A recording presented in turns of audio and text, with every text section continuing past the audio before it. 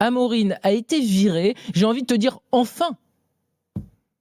Ouais, enfin, ou alors peut-être pas, hein, peut-être parce que Oh, il l'a Jim cherché Ratcliffe, là quand même, hein. Il a mis la ouais, il a dose. cherché. Non, mais on reviendra sur l'effet tout à l'heure, mais c'est plus parce que Jim Ratcliffe, il n'y a pas si longtemps que ça, dans une interview, disait qu'il fallait lui donner du temps et qu'il serait là pour au moins 3 ans pour construire quelque chose dans le foot. Il fallait un petit peu de temps et tout ce que les entraîneurs aiment entendre, Ruben Amorim l'avait aussi entendu. Sauf qu'on savait maintenant que depuis plusieurs semaines, il y avait beaucoup de tensions entre lui et sa hiérarchie, notamment entre lui et Jason Wilcox, le directeur sportif, qui s'entendaient plus bien du tout, même déjà depuis l'été, quand Wilcox ne voulait plus de Bruno Fernandes et que Amorim avait tout fait pour le garder, avait réussi, était parvenu à garder son capitaine. Mais on savait que là, depuis quelques jours, depuis quelques semaines, c'était encore plus grave qu'avant. On a vu quelques sorties en conférence de presse de Ruben Amorim de façon assez intense et agressive, on va dire, envers sa direction. Encore une fois, avant le match de Leeds ce week-end, après le match de Leeds aussi hier, où là, il est vraiment allé très loin en critiquant ouvertement sa direction, sa hiérarchie, ce que tu peux pas vraiment faire dans n'importe quel métier finalement, hein, pas que dans le foot. Et donc on s'attendait à ce que ce soit un petit peu chaud dans les jours qui viennent, mais c'est peut-être arrivé un peu plus tôt que ce qu'on avait prévu. Si on regarde les faits, et tu l'as dit, Karine, et tu as raison aussi, c'est vrai qu'il l'avait cherché parce qu'avec 32% de pourcentage de victoire en Première Ligue, c'est simplement le pire entraîneur de l'histoire de Manchester United depuis la Deuxième Guerre mondiale. On en est quand même à ce niveau-là. C'est un entraîneur qui n'a jamais pu gagner plus de 3 matchs consécutifs lors des 14 mois qu'il a été là. Ça aussi, ça fait tâche quand on est entraîneur de Manchester United. C'est quand même un entraîneur qui n'a remporté que 15 de ses 47 matchs de Première Ligue depuis son arrivée, 15 sur 47. Sincèrement, c'est embarrassant quand on est entraîneur du plus grand club du pays avec Liverpool, un des plus grands clubs au monde aussi, même s'il y avait un petit peu de mieux cette saison, par exemple dans les occasions créées en Première Ligue, ils sont premiers, les frappes au but, ils sont premiers, ce genre de choses-là, ça allait beaucoup mieux pour Ruben Amorim et son équipe, mais au final, entre les mauvais résultats, ou en tout cas les résultats pas assez satisfaisants, pas assez positifs, entre sa communication, même s'il est très honnête, et ça on l'a reconnu dans l'émission depuis qu'il est arrivé au club, parfois c'est bien, parfois, c'est pas bien du tout pour celui qui est trop honnête. Et puis, bien sûr, on l'a dit, encore ces tensions avec les gens qui sont ses chefs et qui, au final, ne pouvaient plus garder cet entraîneur-là sur le banc. On rappelle, Julien, qu'il arrive en novembre 2024, donc c'est en milieu de saison. Il était au Sporting, il avait quitté le Portugal pour Manchester United. C'était un peu le club qu'on ne peut pas refuser. Et donc, au final, la greffe n'a jamais vraiment pris. Hein, tu l'as dit, 14 mois passés sur le banc. Tu as quoi? Tu as une finale de Ligue Europa en 2025. Tu as une 15e place cataclysmique l'an dernier en Première Ligue. Et puis, tu as quand même un entraîneur qui, justement, était considéré seulement comme un entraîneur, alors que lui, il se disait manager. Il n'était pas considéré comme les grands. Il en a parlé, il a dit je m'appelle pas Tourelle, je m'appelle pas Conte, je m'appelle pas Mourinho, mais je suis quand même le manager de Manchester United. À ses yeux, il était quoi? Pas assez écouté? Ouais, je pense que c'est ça, effectivement. Hier, en fait, c'est la sortie qui lui a.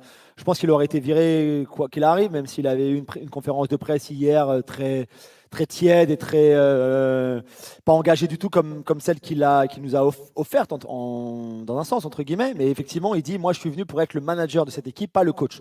Et quand on entend ça, bien sûr, on fait tout de suite la distinction entre coach, c'est-à-dire un petit peu ce qu'on expliquait pour Maresca à Chelsea et maintenant Rosignor à Chelsea, c'est-à-dire que tu viens, voilà ce qu'on te donne, c'est les joueurs que tu as dans ton effectif. Toi, tu n'as aucun avis à donner quasiment par rapport à la construction de l'effectif et ce qui se passe dans ton club. Tu es simplement l'entraîneur qui va préparer tes joueurs, les entraîner, les faire jouer le samedi ou le dimanche en milieu de semaine quand tu es en Coupe d'Europe, ce qui n'est pas le cas de Manchester United de Ruben Amorim, mais c'est tout. Et clairement, Amorim, lui, voulait être le manager, c'est-à-dire être présent dans toutes les décisions que le club prend, du stylo que tu vas commander au centre d'entraînement jusqu'à l'attaquant que tu vas acheter 150 millions à n'importe quel club.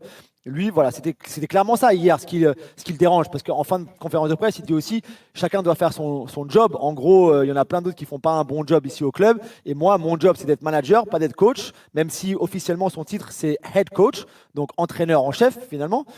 Lui se considérait comme un manager, il était venu pour être manager, et au final, il a jugé qu'il n'avait pas ça. Donc lui aussi, je pense, voulait partir. Après, est-ce que ça a toujours été le cas ou est-ce que quelque chose a changé à un moment dans les 14 mois qu'on a expliqué? Est-ce qu'à un moment, il arrive en étant manager, il arrive quand le directeur sportif n'est pas Jason Wilcox, n'est pas le directeur sportif actuel. Et comme on le sait dans tous nos championnats, dans tous nos grands clubs surtout, si tu as un triumvirat président délégué, on va dire, ou CEO en Angleterre, directeurs sportifs, entraîneurs qui ne sont pas sur la même longueur d'onde, qui ne sont pas alignés, quand l'un n'a pas choisi l'autre, par exemple, quand l'un arrive, quand ce n'était pas l'autre en place, etc., ça crée souvent des problèmes. Et c'est exactement le cas qu'on a eu à Manchester United depuis l'arrivée de Jason Wilcox, qui au final ne s'entend pas avec Ruben Amorim. La rigidité tactique d'Amorim est pour moi, et en tout cas ce qu'on me raconte, au cœur du problème. Et on l'avait déjà parlé ensemble, Karim, je crois, avec qui on avait... qui est-ce qu'on avait Kevin un soir, je crois, pendant les vacances là, Oui. où on parlait justement de cette rigidité-là tactique de Amorim qui n'a pas voulu toucher à son 3-4-2-1, son système qui est très particulier et que peu vraiment de grands clubs utilisent aussi de par sa complexité déjà et pour avoir de ne pas avoir les joueurs pour faire jouer cette équipe son équipe dans ce système-là, et que lui n'a jamais voulu changer malgré très souvent les injonctions des gens autour de lui. Donc au final, tout ça fait qu'il avait plus sa place sur ce banc-là. C'est le 6e entraîneur géré de Première Ligue, le 2e depuis le début de l'année 2026. On en parlera tout à l'heure. Le premier, c'est évidemment Maresca et l'arrivée de Rosenior qui est attendu à Chelsea. Ça marque aussi toujours le déclin, l'instabilité qui perdure depuis le départ de Ferguson en 2013, parce que c'est quand même encore un avis d'échec de la part de Manchester United. On a un intérim qui est fait par Darren Fletcher. Est-ce qu'on en sait un petit peu plus sur la suite ? On sait juste qu'ils sont en train de chercher un successeur. On ne sait pas si c'est par exemple quelqu'un juste pour les 6 mois qui arrivent jusqu'à la fin de la saison et ensuite repartir sur une page blanche, on va dire, avec une pré-saison habituelle, un entraîneur qui arriverait le 1er juillet par exemple, qui pourra emmener ses joueurs en pré-saison pour pouvoir travailler jusqu'au début de la saison, ou alors si dès maintenant ils vont vouloir aller chercher quelqu'un. Et encore une fois, quel profil tu vas chercher ? Est-ce que tu vas chercher quelqu'un qui est plus expérimenté, par exemple, que n'était Ruben Amorim, aussi peut-être plus titré, qui a peut-être un CV plus gonflé que celui d'Amorim, un Xavi Hernandez, par exemple, qui Edgar a connu au Barça. Est-ce que tu vas chercher quelqu'un qui connaît la Première Ligue ? Un Iraola, un Glasner, un Marco Silva, pour certains qui n'ont qu'un contrat qui n'a encore que 6 mois. Donc pour Glasner et Marco Silva, par exemple, leur contrat expire à la fin de la saison. Est-ce que tu vas essayer d'aller chercher quelqu'un qui est déjà en poste, qui n'est pas le cas de Xavi Hernandez par exemple, mais qui va peut-être te coûter cher, mais qui est un grand nom, un genre d'Inzaghi par exemple, que tu irais chercher en Arabie Saoudite? C'est la grande question. On ne sait pas trop vers quoi United va se diriger. En revanche, ce qu'on sait, c'est que tu ne peux pas te tromper maintenant. On l'a assez répété. Mais ils passent leur vrai, temps à se tromper à United. Justement, il va falloir un moment qu'ils ne se trompent plus. Et deuxièmement, pour moi en tout cas, on l'a déjà dit, la qualité de la Première Ligue cette saison est vraiment pas là, vraiment pas au niveau, c'est vraiment pas génial. Donc c'est une vraie opportunité pour un club comme Manchester United qui, en temps normal, si toutes les grandes équipes étaient à leur meilleur niveau, n'auraient aucune chance d'arriver en top 5 et de se qualifier pour la Ligue des Champions. Là, ils ont vraiment une chance. D'ailleurs, ils sont 5e. C'est aussi incroyable que ce soit, aussi médiocre que leur saison ne soit, ils sont encore 5e, enfin 6e, mais ex-aequo 5e avec Chelsea. Ils sont donc dans les clous, entre guillemets, pour la qualif en Ligue des Champions. Oui, ils ont une vraie chance, donc c'est à eux de la saisir, et donc pour moi d'aller chercher un entraîneur qui va pouvoir les amener justement à ce top 5 finish. Et sur Amorim, Julien ou Edgar, vas-y. Oui, non, j'avais juste demandé, parce que pour aller chercher un coach, il faut quand même le convaincre aussi. Est-ce que tu penses que la réputation, on va dire, du club, tu as dit évidemment l'un des plus grands clubs du monde, ça prend encore le dessus sur toutes les difficultés justement qu'a le club sur les dernières années, et que voilà, est-ce que tu penses que les coachs ont encore envie de venir, ou ils se disent que c'est quand même pas le meilleur plan du monde d'aller à Manchester United depuis quelques années maintenant? C'est une bonne question, Edgar. Ça ressemble aussi à un plan galère, il faut le reconnaître, il faut qu'on soit honnête. Oui. Même si c'est un des plus grands clubs du monde, ça reste un plan un petit peu galère. Je pense que ça reste tout de même attractif. Alors déjà, ne serait-ce que par le salaire, notre ami Ruben Amorim, on l'a vu sortir de chez lui avec sa femme tout à l'heure pour aller se promener sous la neige à Manchester. Il va quand même prendre un chèque de 12 millions d'euros. Il vient quand même de gagner 10 millions d'euros sur les 14 derniers mois. Et United avait aussi payé 12 millions d'euros au Sporting pour aller le chercher. Donc ça fait cher le limogeage.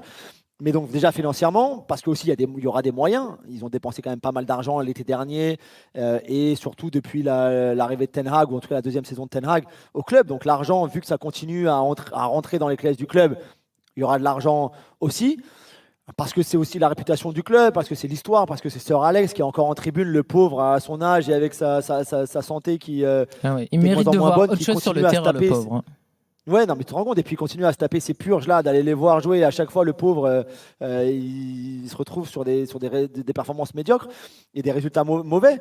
Mais je sais pas, est-ce que si tu es Xavi, est-ce que ça te donne envie? Moi, je pense que oui, sincèrement, surtout si en plus tu te dis, là, de toute façon, ils vont mettre la faute sur Ruben Amorim. Il voulait pas changer, il était rigide, il écoutait personne, il était devenu très difficile de travailler avec lui. Ça, c'est sûr, c'est comme ça qu'ils vont présenter ce job-là. Si par exemple, un entraîneur arrive pour un entretien d'embauche et dit, mais qu'est-ce qui s'est passé avant? Moi, je veux pas qu'on refasse les mêmes erreurs que vous avez fait avec Amorim. Ils vont tout mettre tout mettre la responsabilité sur Amorim, ce qu'on peut encore une fois comprendre. Je pense que pour Omar Berrada, qui avait été très bon à Manchester City, qui avait très bien réussi avant d'être dépêché par United, pour lui, je pense qu'il a encore un petit peu de crédit parce que finalement, il arrive, il a tenté le coup Amorim, ça ne l'a pas fait. Je pense qu'Amorim a effectivement beaucoup de responsabilités dans cet échec-là. Donc je pense qu'ils peuvent repartir et je pense qu'ils ont encore assez d'éléments pour convaincre un très bon entraîneur de venir à United et surtout, mais encore une fois, mais c'est ce qui, je pense, aussi tente un petit peu tous les mecs qui sont arrivés depuis Sir Alex Ferguson, c'est que si toi tu arrives à faire tourner cette équipe-là, voilà, si toi tu arrives à retrouver le succès pour cette équipe-là, tu deviens un génie absolu, tu es l'idole absolue et ça n'a pas de prix.